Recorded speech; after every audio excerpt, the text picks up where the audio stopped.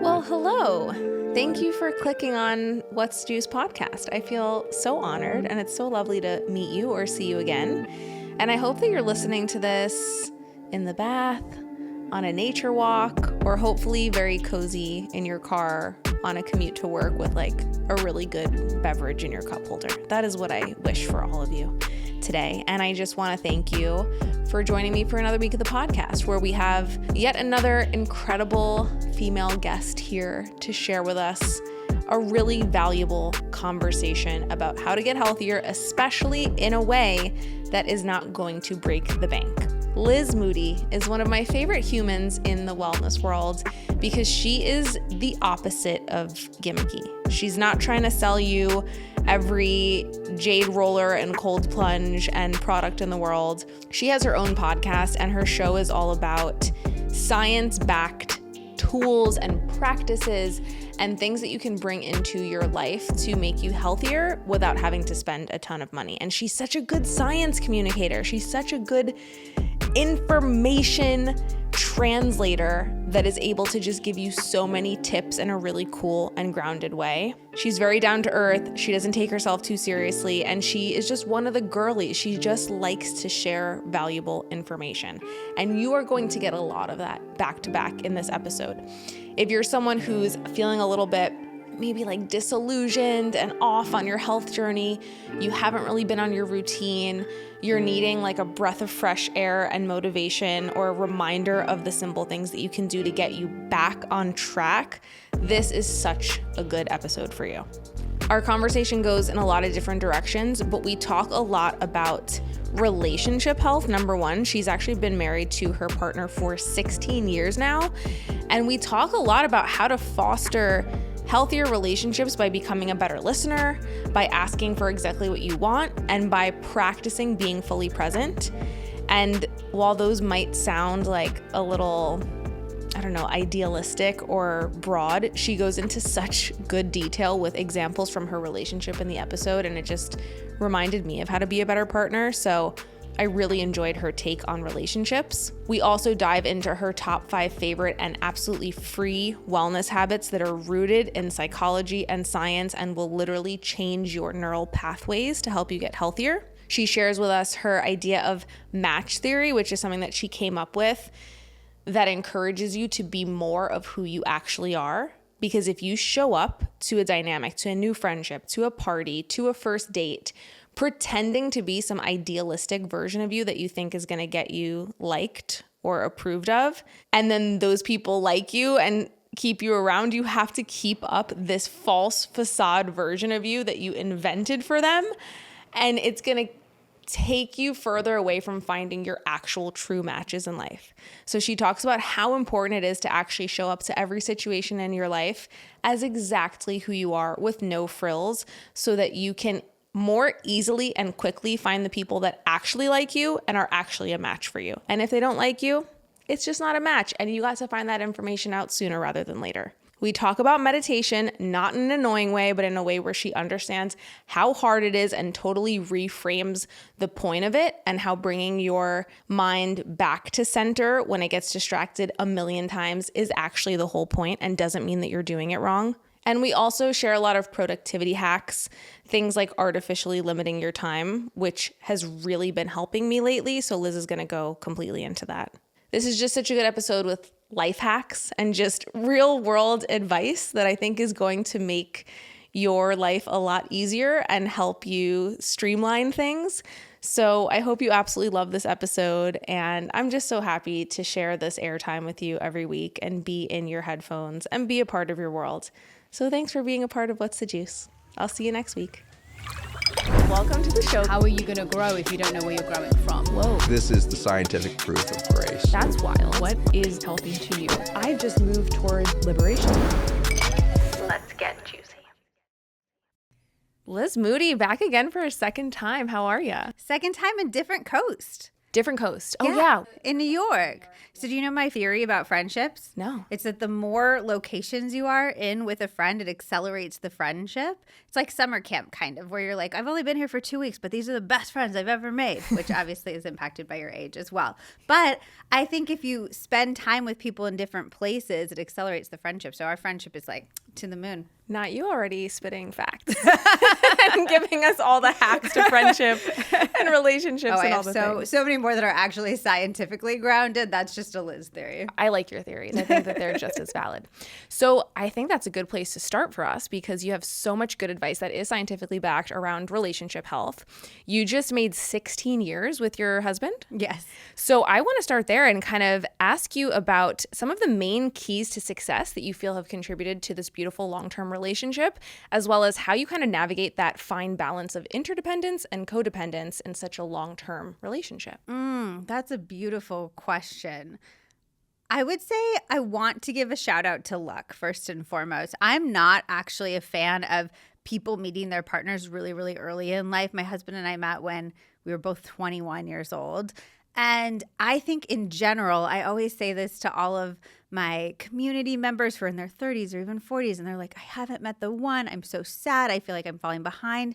And I'm like, the older you meet your partner, the more you're going to know yourself and the more that you're going to meet somebody who's going to reflect the most authentic, whole version of you back to yourself.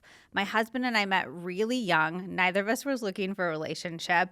And we had to get lucky through all of the iterations of ourselves to grow and learn and become the right person for each other over time. So want to give a big shout out to luck. And then after that, I would say communication has been the number one thing. We've had to really learn how to say our needs, how to ask for what we want. A really specific example of that. I used to always get really sad on our anniversary because I wanted him to make a huge, big deal of it. And he would be kind of like, happy anniversary, he'd write me a little card or whatever. And one year I said to him, he does our dating anniversary and I do our wedding anniversary. And one year I said to him, I would love if you planned a whole day of just Liz and Zach themed fun. And he said, oh, that's what love looks like to you on our anniversary. That's what something special feels like to you. I just thought it was a card or flowers or whatever. And I said, that was what would feel really good to me. So the next year, he planned this whole adventure. We stayed overnight in a hotel. We woke up. This was the best day of my life. We went paddleboarding to start, which is one of my favorite things to do. Then we ate breakfast burritos. Then he took me to a farm where we cuddled baby goats. And then we went hiking in the redwoods. And then we listened to live music outside at this little like cafe in the redwoods. And then we ate a Michelin-starred Indian dinner. And he loved getting to plan that for me, but instead of waiting around and assuming that he knew what a special day would be to me or what a celebration looked like to me, I asked him for that. I said, I want you to plan a special day. I have a friend last year who just really wanted flowers on Valentine's Day, and she sat around and really, really hoped that her partner would give her flowers on Valentine's Day. But because she hadn't told him that that was her expectation, that that's what love looked like to her, she didn't get any, and she was sad and she was resentful. So giving our partner the tools that they need to love us in the way that we want to be loved, it's not unromantic. It, in fact, just gives them the information that they need to be romantic. So that's a huge thing that I'm an incredibly big fan of. What about the person who tells their partner love looks like flowers on Valentine's Day and then they don't get the flowers? I think that's a greater conversation. I think you don't need to have a partner who can read your mind and know all the ways to meet your needs. But if you don't have a partner who's interested in meeting your needs, I'd have a greater conversation. What's happening in our lives where you're unable to do this? What's happening in our lives where maybe you don't want to do this? Is there resentment built up from somewhere else? Is there an unequal load that's weighing on us that we need to solve? And once we address all of those, if your partner is not even interested in coming to the table to meet your needs, I think that's a real problem. Totally agreed. And I think that taking that first step of just speaking them out loud usually takes care of 80% of it. And it can actually be that initial marker that can show you if you do need to look a little bit deeper. 100%. I love what you said about meeting a partner later in life being something that leads you to this aligned person who can actually see and meet you where you're ultimately meant to be. Because I, like you, I'm in a very long-term relationship, and it's been sort of luck, yes, but also we've had to kind of fight like hell to constantly see and meet the next version of one another. Because it's very difficult when the person that you're with totally changes and then you kind of have to get to know them all over again. There's a tip in my book that's called "Let the people you love become who they are in front of you." And that's the idea that we often trap the people that we love the most in older versions of themselves. We do this to our family. We've all had that experience where we regress back to our 5-year-old self and we try to trap our parents in who they were 25, 30, 40 years ago when we're together. And we do this to our partners because we fell in love with a version of them. And while we're over here, we're reading all the books, we're listening to all the podcasts, we're growing and changing and evolving, but we don't have that expectation of that journey for the other person, for the people that we love the most. So I love to, in a very concrete way, I love to check in with my partner and say, hey, I know maybe a year or two ago you weren't interested in coming to this type of event with me. Is that still the case? Or are you still liking this thing that I thought that you liked? And sometimes I like to infuse the relationship with new input. So we'll listen to a podcast together, we'll read an article and we'll talk about it. And I think that that's a really great way to see your partner in a different light, to begin to have those conversations that remind you that there's a person in there that's not just the image that you've created of them. It's a very intentional and curious way that you go about relationships. And I wonder how you perhaps apply that same intentionality and consciousness to other relationships like friendships.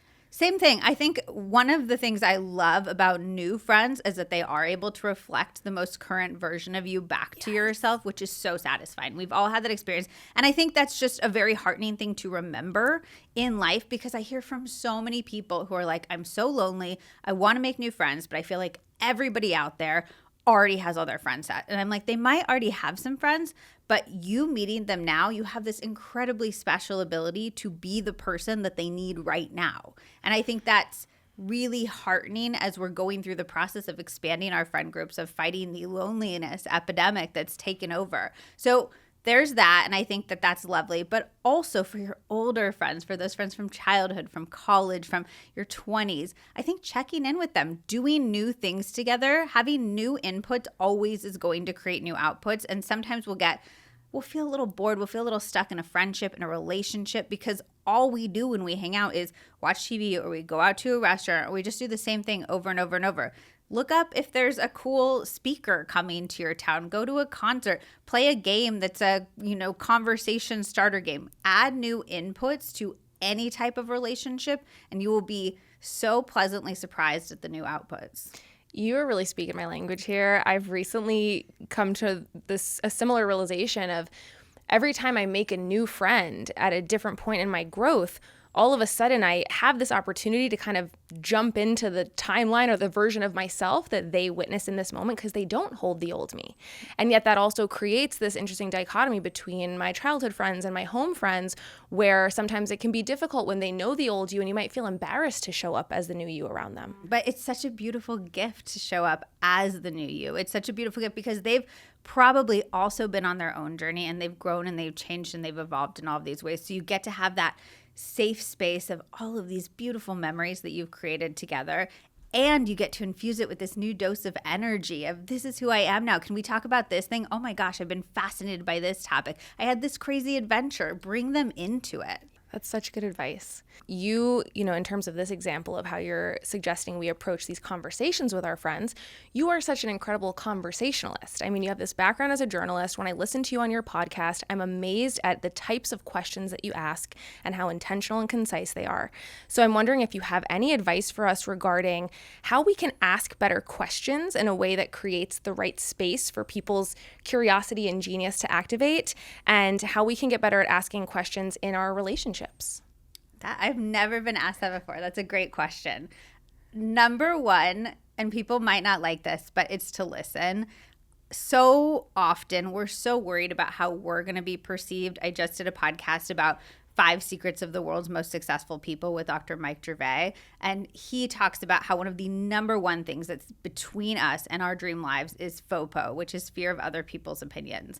We are so worried about how other people are going to perceive us that the entire time they're talking to us, we're formulating the perfect, witty, clever, just right reply, which means we're not actually listening, which means our reply isn't actually going to be that good because it's not responding to the thing that they're actually saying. So if you can tune out that voice in your head, you can actually lock into the person, listen to what they're saying, and then wait even for a moment afterward. You can pause and you can say, where is my curiosity telling me to dig in a little bit further? What do I actually want to know more about that they said? And then ask that question. You're going to get so much of a better answer. That gift of our presence is one of the best conversational gifts that we can give people. And here's a fun fact. Science shows that it makes people like us more. People like people who listen, people who like people who are a good receiver, who laugh more, who are a good audience, significantly more than they like the showman. We think we need to go out and we need to entertain, we need to sparkle, we need to tell the best jokes. But there's been study after study after study that shows that the thing that makes people like us is actually the person who laughs at the jokes, who asks the questions, who gives people the opportunity to share their own stories. Yeah. And I think for many of us, myself included, being the performer is kind of like a trauma response. And so we can feel really uncomfortable in that moment of the pause. Yeah, I think a pause is such a beautiful thing. We talk about it in the book in the energy section, where we have a section around boundaries and how one of the best way to create boundaries is to literally just take a pause between that moment where somebody asks something of you and you respond to that. And you can even vocally take the pause. I'm going to think about that. I'm going to check my calendar and I'll get back to you. You can take a pause in the conversation. Oh my gosh, that was so interesting. I'm just going to sit for a second with that and then I'll tell you what I'm thinking about it. People respect that pause. I actually think that pause is a sign of power.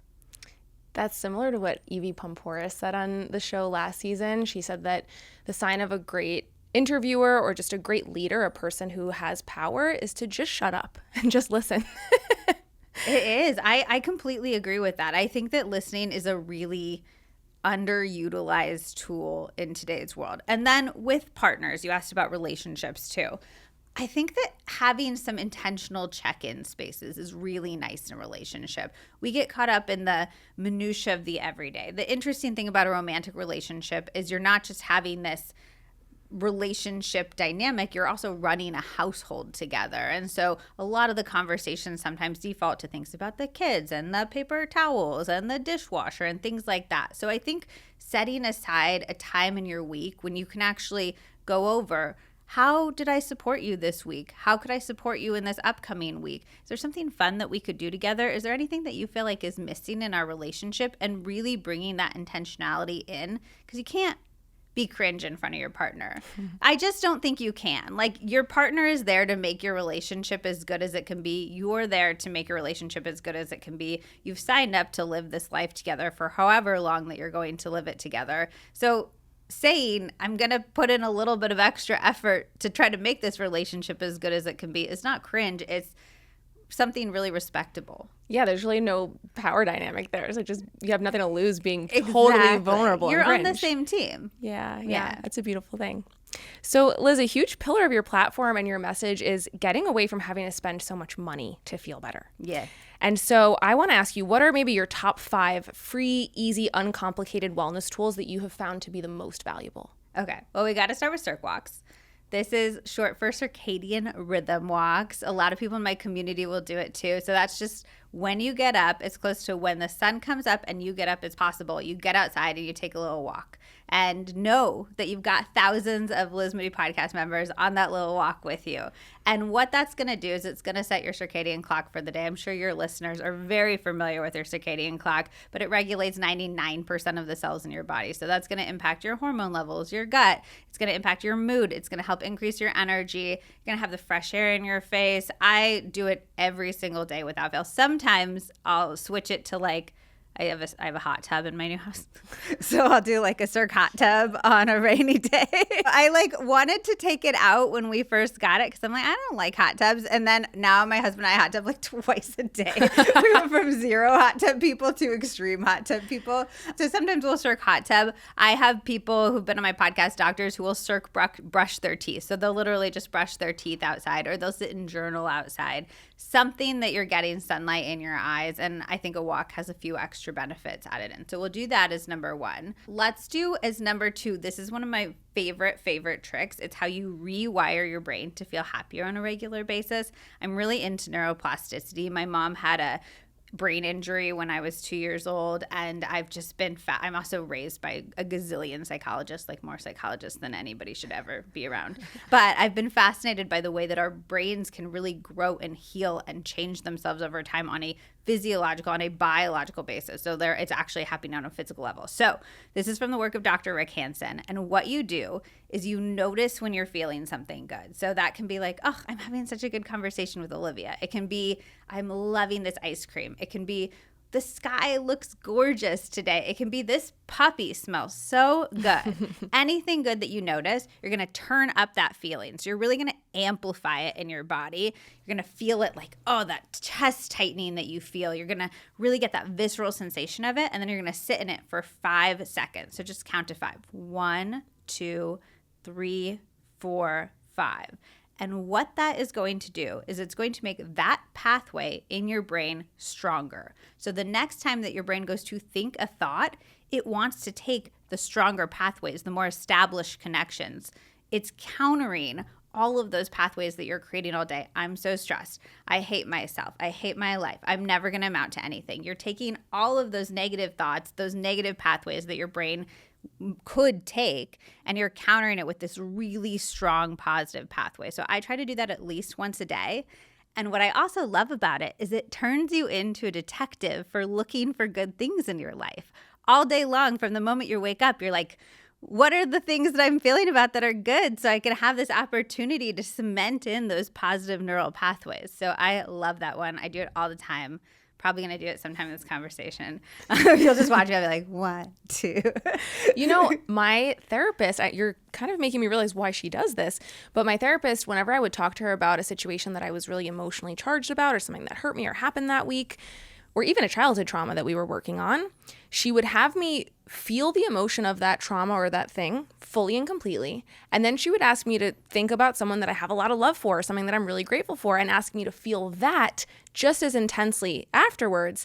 And then she would kind of keep switching back and forth until the feeling of the gratitude and love overshadowed the negative feeling. That's a great trick that works really well with fear of flying or any type of fear-based experience that you're trying to overcome. So if you can meditate on those things that you really love in your life, and then you can think about flying, and then you can really connect those experiences so that the next time you fly, you can really think about your cat or your loved one or these positive experiences. You can actually kind of make your brain, I'm simplifying it, but you can make your brain like switch directions like a train on a track, and you can overwrite some of those acute in the moment fears. I love that. Really easy, free tool that we can access within us at any moment. So let's do movement all day long. Let's do micro movement. So that has completely changed my life recently. I've gotten better at being on the general workout train in recent years. I didn't work out to my 30s. It was a real journey to get me over that hump, you know? Yeah. What was the thing that was your glucose and your insulin resistance, the thing that finally got you over the hump? Yeah, I think so. I just think also my whole life, I just didn't feel comfortable being in my physical body. Like I was just in such a freeze response. And so I had to just kind of push past some pathways of like, it's okay to be here. I love that. For me, it was really associating movement with not being about how my body looks. I have this saying, your body is for living, not looking. And realizing that moving was going to give me energy. It was going to make me feel calm. It was going to have all of these positive impacts on things that were really, really important to me, instead of checking my abs every single time I worked out and then realizing that my abs looked the exact same as they did before I worked out, which is not very motivating. And if I really checked in with myself on a deep level, my body looking a certain way is not incredibly motivating for me either. So I was never able to stick to it. But feeling energized and feeling calm regularly are incredibly motivating for me. So when I switched it and realized my body was for living, not looking, I was able to stick to workout. But micro workouts, whole new thing. I have been on such an energy kick recently because my schedule is bananas. I literally flew off the plane, ran Off the plane. Yeah. Yeah, literally. They dropped you right here.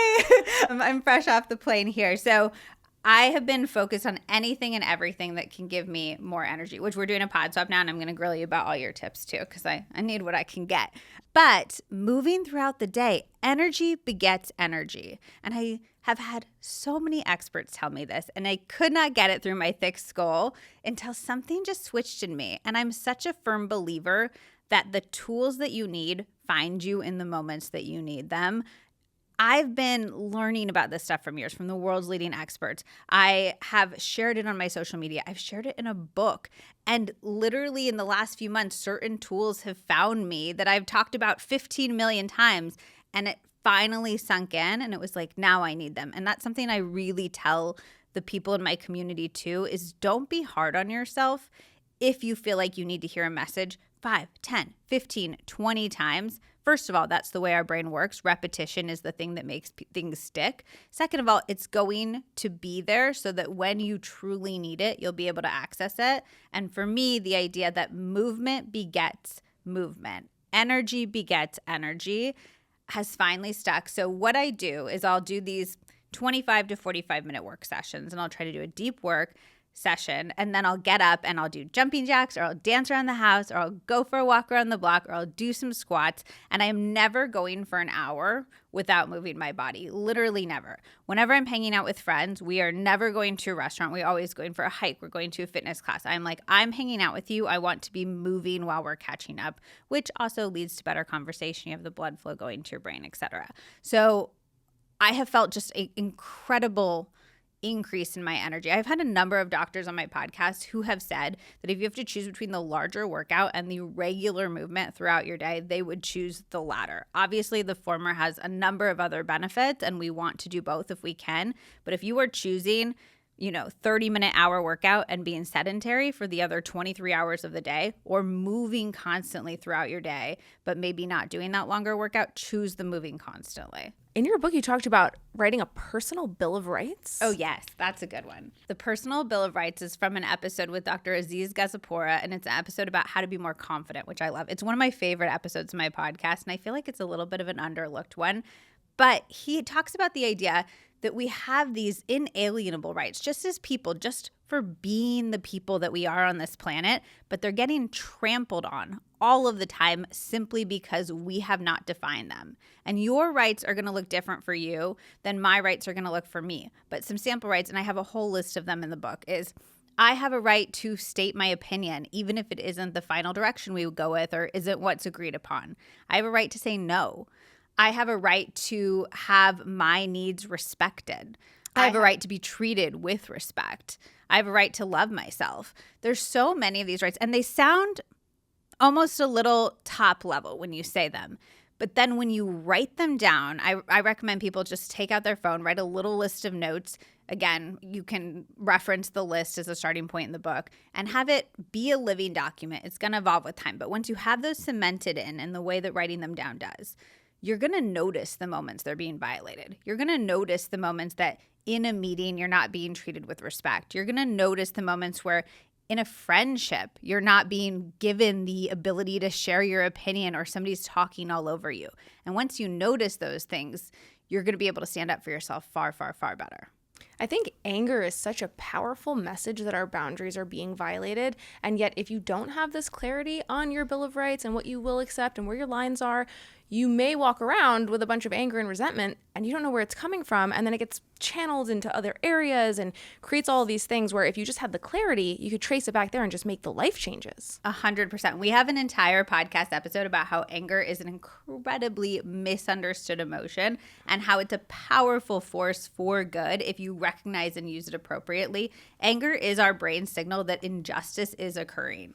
We need to use our anger to recognize the injustice and to channel our energy towards righting that injustice. Oh, that's so beautiful. And I think, I asked you about wellness and health hacks, obviously, but I feel like this personal bill of rights and understanding our boundaries pertains to that because it helps to build our sense of self-esteem and self-worth. And I find that when it comes to enacting some of these health hacks, we may know what we need to do, but until we have the self-worth piece, it's very hard to actually put them into action. Well, and if you think about it from sheerly a physiological perspective, all of these things are energy drainers. There's no amount of blood sugar balancing that's going to correct these energy seeps that are happening all day long from people taking advantage of you, from you feeling resentful, from you feeling like you're in relationships where you're not getting the respect that you need, from you feeling like you're in relationships where you're not able to show up as your full self. Those are energy leaks that are happening all day, every day, and that's going to have real physiologic effects. That's such a good point. I don't often think about it that way, but I've recently been on this journey of not being available for certain things, just being like, you can't give me anything because I don't want it. And when someone comes to me with something that doesn't feel like it's in integrity, I'm just not available for it and I'm just not engaging. And it's helped me save a lot of energy, but it's a hard thing to do when you're not comfortable or you didn't grow up setting your boundaries. 100%. I think thinking about energy from a psychological perspective, as much as you're thinking about all of the physical hacks and the things that you're eating and the way that you're moving, is so, so critical and important. You want to hear another one from that episode that I love? Yes. This is, I think, one of the most useful tools, and it's how to become a better decision maker. Again, this is from the Confidence episode with Dr. Aziz Gazapura, and it is to practice making decisions in the moments where it doesn't matter. So you're handed a menu at a restaurant. Instead of taking 15 minutes, I'm so guilty of this. This is why I'm laughing. 15 minutes, you're scanning everything. You're like, gosh, do I want the pasta? Do I want a salad? Maybe. And I've asked my husband, what choice on this menu would make me happiest? Which is a crazy thing to do. Instead of just saying, this is an opportunity to practice decision making, I'm going to go with my gut, go with my first instinct on this. And the idea is maybe the dish will come and you will be disappointed, but then you will realize your resilience to disappointments in decisions that you've not made correctly, which is as important for making those larger decisions as making the correct decision is. So you're going to practice your decision making in those tiny moments. What am I going to wear today? What am I going to order off the menu? And that's going to build your decision muscle. So when the bigger decisions come along, where should I move? Should I break up with this person? What job should I take? You're going to be well practiced and you're going to have a belief in your resilience to feel okay regardless of what the results are. It's kind of giving how we do one thing bleeds into how we do everything. 100%. And that reminds me of another philosophy that you and I have talked about, which is that a lot of times we try to change one thing in our lives. And in this case, it's working to our advantage, right?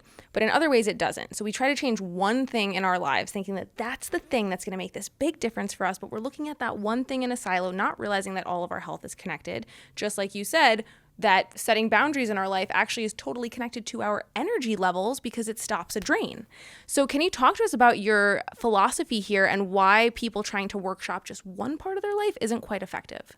Everything is connected. Our gut health is connected to our mental health. We know this. The gut-brain axis is very well established at this point. Our mental health impacts how we show up in our relationships. How we show up in our relationships is going to impact how we show up at work. If you have a fight with your partner, are you going to have the same work day that you would if you were on good terms with your partner? I don't think so. How we show up at work is going to impact our stress levels, which is going to impact our gut health. It is all connected, and it breaks my heart because I see so many people not getting the results that they want to get because they're looking at things in a silo, because they are taking care of their gut health. They're eating all the prebiotic foods. They're thinking about the short chain fatty acids, but they are in a relationship that gives them so much anxiety every single day, and they're not making that connection. They're in a job that they wake up and hate going to, and they're not making that connection. So I think that different people are going to have different ways in, but the first step to really maximizing your results is realizing the interdependence and interrelationship of everything. How do you think someone might best pinpoint where to start? I think it's going to be the thing that feels the most urgent.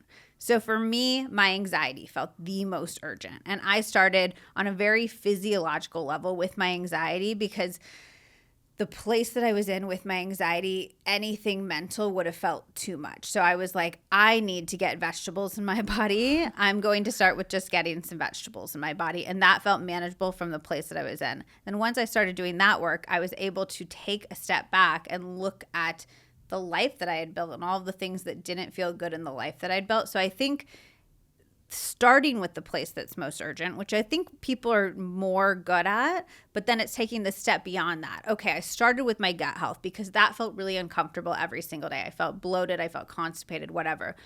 Take care of the gut health first. Look at the gut health, tools. What can we do about that? And then step back and say, okay, my gut health is connected to my mental health. Those are inextricably connected. What's impacting my mental health? How can I broaden this bubble and look at my relationships, my job? How can I look at my family? How can I look at what I'm doing to restore and relax and nourish myself? Broaden that bubble from that initial starting point. And I think it involves a noticing, right? When you start to zoom out and look at what affects your mental health and especially examine your relationships, sometimes the only ping you get is just a little physical quickening of the heart when someone texts you, and then you realize, oh, that might be a stressful relationship if I'm having this bit of a physical reaction to a text from that person. And so sometimes it takes a little bit more of that presence with yourself and with your body signs to even figure out where you might need to pivot. 100%. It's one of the reasons I love that menu decision-making trick so much, because it is a palpable, tangible way that you can begin to trust your gut. We say trust our gut so often, and then we're walking around like, I don't know, my gut told me this plane would crash, and then it didn't. So we don't know what to trust. Anxiety has told us so many things. Society has told us so many things. I love these little tiny exercises that we can do to get back in tune with ourselves. Also, moments of quiet. I know people are so sick of everybody telling them to meditate all the time, but it is one of the fast passes to living the life that we want. It helps you be present, which is one of the secrets to happiness. We talk about that on the 5 Secrets of the Most Successful People episode with Dr. Michael Gervais. The most successful people on the planet have mastered the art of presence. Meditation is one of the best ways to master the art of presence. And it's going to give you that space and that silence to go inside, to check in with yourself, and to really know how you are feeling at any given moment. It sounds like you have to practice presence just like you practice anything else. 100%. It's one of the things I like to say about meditation is so many people come to me and they're like, Liz, I can't meditate. I'm doing it wrong. I'm sitting there for 10 minutes and I'm thinking about the garage door opener, and I'm thinking about what's on the grocery list. I'm thinking about if me and my partner are going to make out tonight, and et cetera, et cetera, et cetera. And I'm like, okay, so when you think that thought, are you bringing your mind back to your breath, to your mantra, to whatever you're meditating on? And they're like, yeah, but then it drifts away again. And I'm like, that is the practice of meditation. Every time your brain wanders away and you pull it back, you pull it back, that is a rep. That is the practice. That is not a failed meditation practice. That is the meditation practice. People out there who are listening, I promise you, that is what's working. My brain wanders all the time when I'm meditating, but I'm so good at pulling it back. And every time you meditate, you're going to be pulling it back a little bit less, a little bit less, a little bit less. And then in the moments when you're needing that presence, I'm having a conversation with Olivia right now. I'm having a conversation with my partner. I'm working on this project. I'm there with my kids. When your brain wanders away, you're able to pull it back, pull it back, pull it back. I never thought about it like a rep, just like any other workout. You got to strengthen it. You got to strengthen it. And of course, when you first start working out, you can only do like 5 reps or a very low weight. And then you build it and you get to use that strength that you built in the gym for other things, for confidence at work. And you don't realize how it translates into all of these other relationships. Oh, everything. It's all connected. So in your book, you have a lot of really cool hacks. And like you said, there's a lot at once. It can feel overwhelming. But I wanted to call out a few that really spoke to me, even just from the titles alone. Okay. So you have a section in your book that says, think about your death. Ooh, that's my favorite one. Thank you for bringing it up. I feel like I'm always trying to slip it into podcasts because nobody wants to talk about it. No, you got to talk about it. We actually had a doctor on the show, Dr. Casey Means, who kind of explained that a lot of our fear in the health world and a lot of why we buy into gimmicks comes from this fear of death that we have. And it kind of gets like leveraged against us. Whereas if we just realize, yeah, I'm actually going to die one day and everyone I love is also going to die, we can be more present to what's actually important and what our bodies actually need. I think that thinking about our death is one of the most powerful things that we can do to live a well-lived life. So I think this in a major way, and I think this on more of a micro level too, on a major way, if you're thinking about, is this the relationship that I want to be looking back when I'm 85, 90 years old and I'm laying on my deathbed? Am I going to be happy that this is the relationship I stayed in? Am I going to be happy that I had a job that was my dream, but I thought I was unqualified, so I didn't even go after it or figure out a way to do it? It gives us such a sense of perspective in the larger decisions that we're making in our lives, but it also completely changes the way that we talk to ourselves on a daily basis. Would 85-year-old me be happy if I was on a beach and I was sitting there and thinking about my cellulite, so I didn't get up and run and play in the waves or hang out with my friends? I was covered up with the towel in the corner. No, 85-year-old me would be like, get up. You're on the beach. You get to have the sand in your toes. You get to have the sun on your face. Why are you thinking about these things that are completely irrelevant? 85-year-old me, whenever I'm in an argument with my husband and I know I just need to say sorry, and I'm sitting there, I'm like, say sorry, Liz, say sorry, Liz, say sorry, Liz. 85-year-old me is like, say sorry. This is your partner in life. This is the person that you want to build happiness with on a day-to-day basis. This is your teammate. It gives such a sense of perspective to me. Every single day I'm thinking about that person. Every single day I'm thinking about, what does a well-lived life look like to me? Because by the time most of us start thinking about it, we have a lot less time left than we would like. Perspective is everything. I've been thinking so much lately about how perspective can be the difference between one person going to a concert and having the best night of their lives and then another person going there and being like, that sucked. It's our entire view of the world, and it's in our hands, and it's something that's so small and minute but makes the world of difference. I've been thinking about this with sports recently because I used to kind of judge people who like sports. I was like, this is silly. Like, why are these grown-ups playing ball with each other? There's like more important things in the world. And then something switched in me recently where I was like, wait, it's just fun to like things. It's fun to have fun. It's fun to bring a level of enjoyment to this silly world we're running. We're like people on this rock floating in space. Sports adds a level of levity to that I think is really beautiful and really fun. And I think we're trained to almost think it's cool to be haters, and it's not cool. It makes your life so much worse. It's cool to like things. Yes. It's cool to just bring a level of enjoy, and especially if like this is what we're doing. Like, I guess we came to this sports game. I'm gonna go all in and enjoy the sports because that's what my life is in that present moment. And the secret to happiness is enjoy, like being in the present moment. It's such a life unlock when you realize that it actually doesn't matter that much what you're doing in any moment. It matters how present you are in the thing that you're doing. So you can be doing anything, just bring a level of presence to it and it will feel good. Absolutely. The key really is presence. I love that you've brought it back to that so many times in this conversation. And, you know, when you choose to be present, you also choose to make it not about you and to just be in the thing that you're doing and with the people around you. And it's a far less selfish way to live. And I think that presence, for some reason, I'm thinking about this example of how I used to hate the seasons because I'm in New York and I'm like, well, you know, for kind of half the year, I'm in this like cold, dark, wintry season where the trees are bare and there's no color. And I realized that I was thinking about the seasons and nature around me from what benefited me. I was thinking about it from such a selfish perspective of like, winter sucks because I can't go outside and do what I like. And then I started to be present with nature and I started to witness nature and be like, oh my goodness, this is so necessary so that we can have these beautiful fresh leaves. And this time is doing something for the animals and even for me where I can slow down. And I started to just be in relationship with the seasons and appreciate them. I love that because I'm a cold weather hater. Yeah. So I could probably stand to use a little bit of that myself. I love that. I think a lot of us, especially in the health world, get caught up in like, oh my God, should I do this? Should I do this? Should I do this? And it gets really stressful and you feel like you're failing at this concept of health. And I say all the time, wellness is a tool. It's not an end unto itself. So the second that wellness is making your life worse, it's no longer wellness. Yeah. The second that you're stressing out to the point where you're not enjoying your life, you're not actually experiencing wellness. But I think that thinking about your death can also be really helpful for giving you a starting place for how you want to feel better. What is the way that you want to feel? What is the way that you want to live your life? And those are the things you should be relying on the tools to feel, instead of doing this and this because you saw it on Instagram, and this because you heard it on a podcast, and this because your friend is taking this supplement and you're like, oh, I should take that supplement probably. Instead of doing that, say, how do I want my life to look? How do I want to feel every day? What will make me really satisfied at the end of my life looking back? And then those are the things that you can begin your health and wellness journey with. And I think that can be really clarifying as well. In addition to, obviously, if you have any acute issues, work with somebody to resolve them. Absolutely. Sound advice. Yes.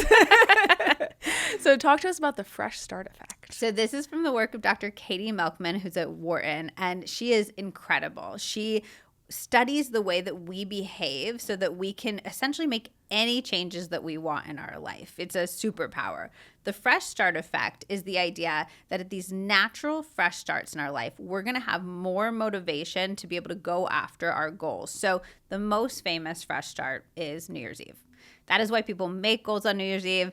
It gets such a bad rap these days. I feel like everybody's like, oh, New Year's Eve, it's stupid. Don't even try. But the thing is, there's this massive energy in the world that's actually going to help you have the motivation that you need to go after your goal. So I think it's a great time to outline some goals for yourself, to identify some habits you maybe want to shift. And then the secret is to not berate yourself if those don't stick. First of all, because some habits are not meant to be forever, and that's A-okay. And second of all, because there's a lot of other things we need to do to actually get our habits to stick in life. So great time. But also fresh starts happen on Mondays. Mondays are a really natural fresh start. The first of a month is a really natural fresh start. And then you can also harness this research to create your own fresh start. So let's say you have a book that you want to write, but you're having a really hard time getting it onto the page. You just have the Microsoft Word open, Google Docs open, and the cursor's blinking at you and you cannot get started. A fresh start would be going from the location that you're typically working on that book to a different location. You move to a cafe, you move to a friend's house, you move to a co-working space. You've created a fresh start that's naturally going to boost your motivation and make you more likely to get that goal. That's incredible. Even just that location change, that state change is just so natural working with our own neurology. Yeah, 100%. So I encourage people to utilize this research to both notice and take advantage of the fresh starts in their life, but also to manufacture them when they need them. All right, I'm going to hit you with another one going back to relationships. You have a great theory called match theory, which kind of relates to what you said earlier about meeting your partner later in life. Talk to us about that. I love match theory. I think it's so applicable once you notice it. It can be applied everywhere. So match theory is simply the idea that we're all looking for our authentic matches in life. So anything that you do that stands in the way of that is standing in the way of your actual goals. So if you are going out on a date and you are not being your most authentic self, even if that person likes you, all you're doing is you're trapping yourself in a version of yourself that's not real, which is not serving you in the long run. If you're at a job interview, I'm not saying, we all have different levels of appropriateness based on environment, but if you're acting like a completely different person, even if you get the job, that's not going to serve you in the long run. If you're trying to impress friends and then they're like, oh, I like this person, that's not going to serve you in the long run. So I think that match theory is an incredible reminder that the most powerful thing we can do is to be and figure out who this person is, the most ourselves at any given moment. And then anything that comes back from that is just information. It's just really valuable information that we have that we didn't have earlier. It takes a little bit of psychological step back to get there, but that person didn't like you on the date. That just wasn't your match. That has nothing to do with something you should have said, something you should have done. We're not analyzing every moment later. That person wasn't your match. That's such good information to have. Like, let's move on. I'm also a big believer in going on vacation with somebody really early because you're finding out information to find out if this person is your match. Wow, so you're saying a romantic partnership. Or friendship. Wow, that's a really good tip. More information is better if you're looking for your matches in life. So you're saying that if you go and hang out with a new group of girlfriends for the first time and you show up and you're trying to be on your best behavior, you're doing what we talked about earlier, what many of us like to do, which is perform. We want to be entertaining. We want to be impressive, that you're actually going to either enter into a relationship with those women that's not aligned because you presented them with your inauthentic self and now you have to either uphold that or you're going to have friction when you are not that. And if you just show up and you are your authentic self and they don't like you, it's no sweat because it's just That's not your match. saving you time. The sooner you have that information, if you had that information 3 months later, you just wasted 3 months in a friendship that wasn't actually serving you. I mean, it also sounds like a big skill set you need to have, to your point, is to know yourself. How do you suggest people start that journey of getting to know themselves? Figure out the people that you feel the most comfortable with and then ask what you act like with those people. It's going to be a moving target. We are not one person. I hate the idea of like, find yourself. Yourself is not like sitting in one corner, just being like, oh, I'm over here, hide and seek me, I'm ready to be found. Yourself is moving and growing and changing. This is a moving target, but that person will usually show up in the relationships where you feel the most comfortable. And again, going back to the menu thing, the more we're getting in touch with our gut, we're checking, is this something that I want to do? A great example of match theory is when you're doing the activities that you want to do in a friendship. If you have a group of friends who's always going out drinking and that doesn't feel aligned to you, but you're like, ugh, I don't want to lose these friends because they're always going out drinking and I guess I'll go out drinking even if I don't want to. Those people might not be your match, especially at this phase in your life. Our matches change at different parts in our life. You're going to be more likely to find your match if you check in. What does my gut say? What do I want to do? Maybe it's go hang out with kittens at a shelter. Maybe it's find a walk club in your city. Maybe it's join a book club. Those are going to be the people, those places where your gut tells you to go. Those are going to be the places you're going to be more likely to find your match. I love that. Okay. I'm going to hit you with another one. This is something that actually a psychic told me I need to do recently, so I was very happy to see it in your book. You talk about artificially limiting your time. Why is this a hack? Limiting your time. Our tasks expand to fit the time that we allot them. So this is literally the reason the 4-day work week has had such incredible success. Most companies that have trialed the 4-day work week, and there's been thousands at this point, have seen increased productivity, greater returns. And you're saying, how can that be if you lop a whole day off of your work week? But it's because our tasks expand or contract to fit the time that we allow them. New mothers listening to this, any mother listening to this, any parent listening to this completely knows what I'm talking about. I know as a non-parent that I look at my schedule and I say, oh my gosh, I'm so busy. There's no way I could fit a child into this.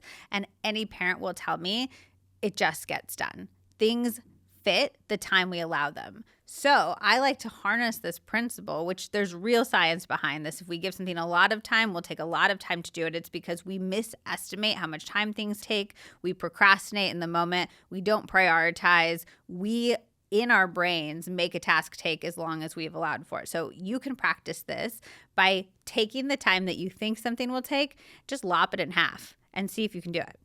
Literally just see if you can do it. Say, I have 90 minutes for this task. That's what I want to give to it. What can I do in 45 minutes? You will be shocked at how much you can get done when you do that really focused work time, when you take procrastination off the table and you actually get the results that you're looking for so much faster. That's amazing, though. And I think actually any procrastinator can relate to this because when you leave a task until the last minute and then you have an hour before you got to do it, somehow you do it in that hour. I'm a procrastinator, and so this really spoke to me. I mean, I think every paper I turned in college was written like 2 hours before, and I'm like, man, if I'd done a little bit of this every day, that would have been really, really great. But no, it's we need to allow less time because then instead of spending, let's say you have an hour and a half, instead of spending an hour feeling guilty about not doing the task, procrastinating, trying to build up to the task, and then a half an hour doing the task, you spend a half an hour doing the task because that's all you got, and then you get to have that hour back on the other end to go after the life of your dreams, to relax and restore yourself, to have sex with your partner, to call your mom, to make yourself a delicious meal.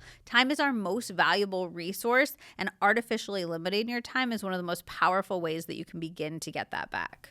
Again, it's just that perspective. The perspective is I don't have that much time. Got to do it. It's the most powerful tool. Most powerful.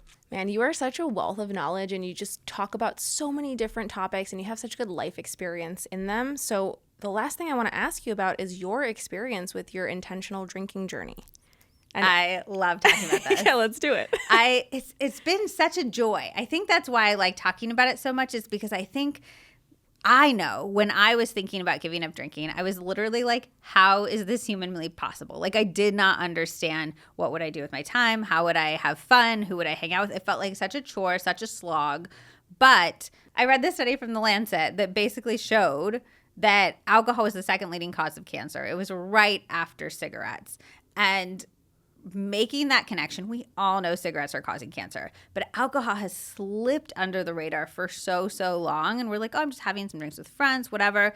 And I was like, how can I be doing something as regularly as I am doing it, knowing that it is having this negative impact on my body? So my husband and I decided not to quit drinking completely, but we call ourselves intentional drinkers, which means that we're no longer drinking simply because it is a Friday. We're no longer drinking because the workday is over. We're no longer drinking simply because we're out with friends. We're drinking because we have a real reason that we want to drink in that moment. We are taking the unconscious action of drinking out of our lives.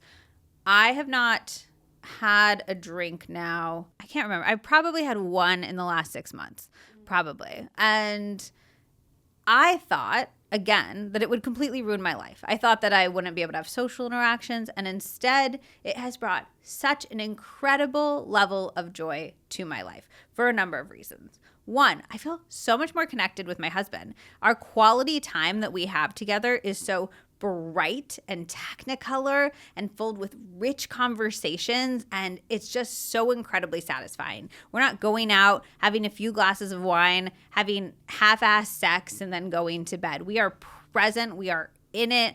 We are enjoying each other's presence and company so much more. Two, I have realized that alcohol is not the thing that is making me sparkly and witty and delightful conversationalist. I am sparkly and witty and a delightful conversationalist. It has given me such confidence in the person that I am that I was attributing to alcohol. I was giving alcohol credit for being a person that people would like to hang out with. I go out with my friends all the time. I dance like a crazy person. I tell jokes. I laugh. I have fun. I'm silly.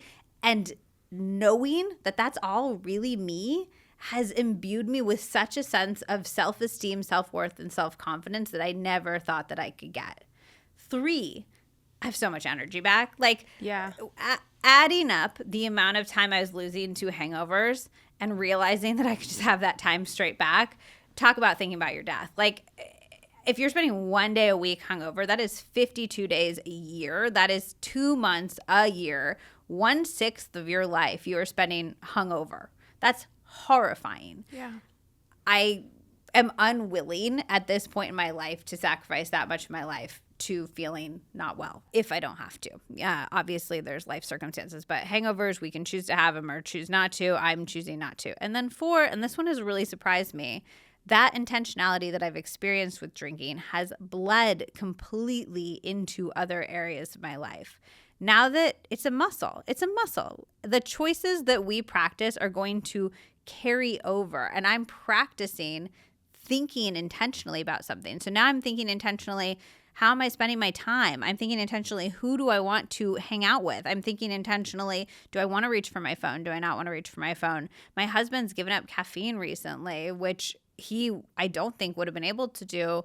If there was a club for coffee lovers, he would be the president. He was very, very, very into coffee, and we drink decaf coffee together because of the chlorogenic acid and because it's a really beautiful ritual.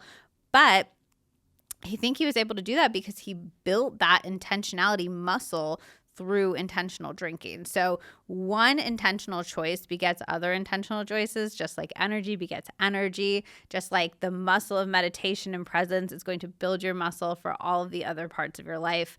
I would encourage people to, even if intentional drinking isn't your journey right now, what's one choice you can make intentionally? What's one thing you can really bring that level of intentionality into, because that will have a ripple effect. What part of your life would you say that intentionality has impacted the most? The way I spend my time and the conversations that I have with myself. I was a big excuse person for a long time. I don't have the time for this. Social media is addictive, so I can't get off of it. It's also my job, et cetera, et cetera. I've realized how much power I have in the way that I talk to myself and how much power I have in the choices that I make. And a lot of that has stemmed from the intentional drinking.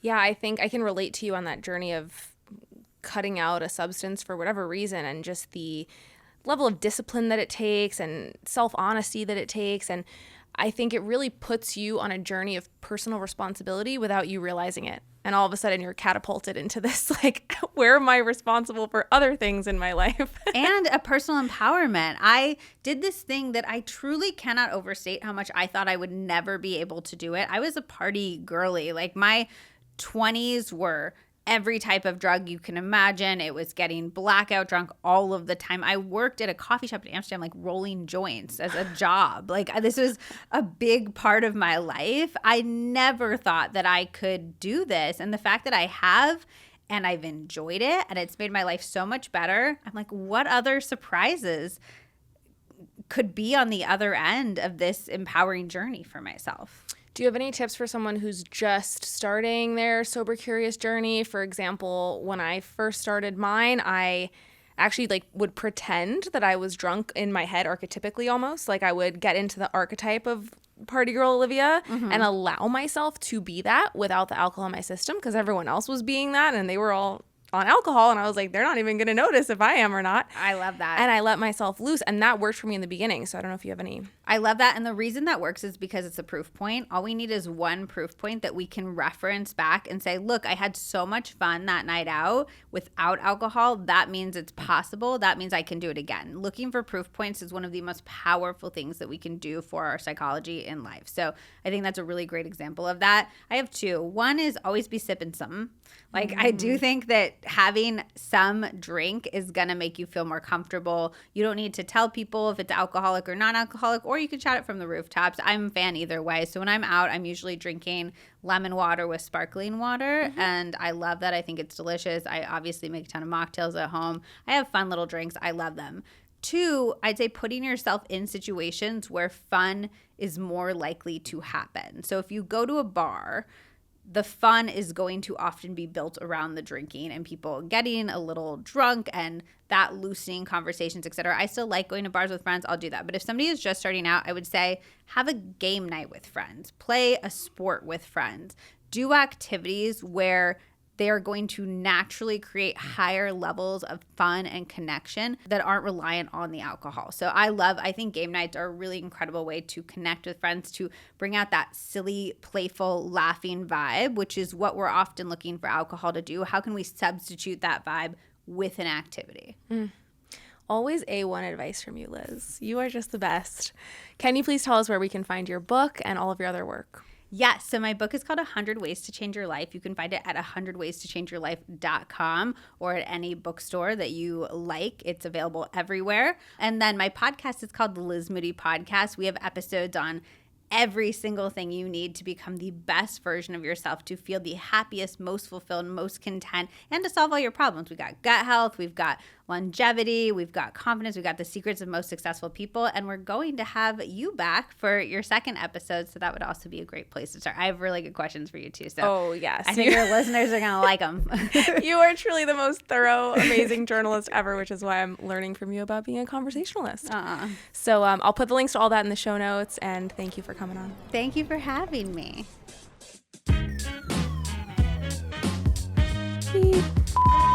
Wasn't that great?